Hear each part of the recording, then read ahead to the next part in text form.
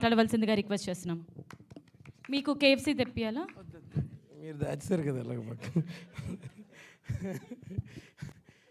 Okay, ముందుగా media వాళ్ళందరికీ thanks. నేను ముందు ఎన్నోసార్లు చెప్పాను, ఇక ముందు ఎన్నిసార్లు అయినా చెప్తాను.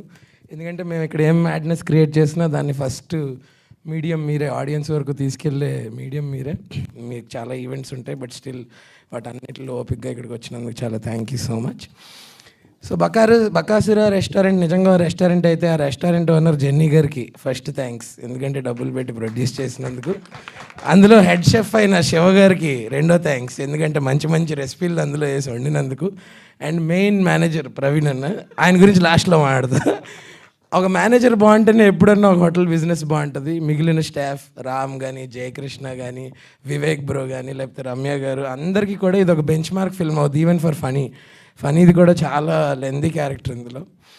సో ఫైన్ అంటే ఆల్ ఆస్పెక్ట్స్, ఇది ఒక చిన్న సినిమా కాదు, ఏదో ఫస్ట్ టైమర్స్ తీస్తున్నట్టు చేయలేదు. ప్రతి ఆస్పెక్ట్లో చాలా వెల్ ఎస్టాబ్లిష్డ్గా ప్రొడ్యూస్ చేసిన సినిమా. ప్రతి క్రాఫ్ట్ అన్నిటిలో మా డిఓపి బాల సరస్వతి గారు, ఆయన ఇక్కడి నుంచి పంజాగుట్ట వెళ్ళిపోతాడు మైక్ అంటే, మొహమాటం అనమాట. సో ఆయన కూడా మీరు విజువల్స్ ఆల్రెడీ చూసారు కదా, సమ్ అమేజింగ్ విజువల్స్. ఇలా ఎవరి డిపార్ట్మెంట్లో వాళ్ళు ఫినిష్తో వర్క్ చేశారు.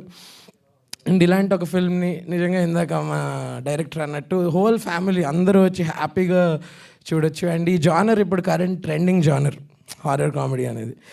So yes, finally coming to the main manager of the hotel అన్నారండి, హీరో ప్రవీణ్ అన్న.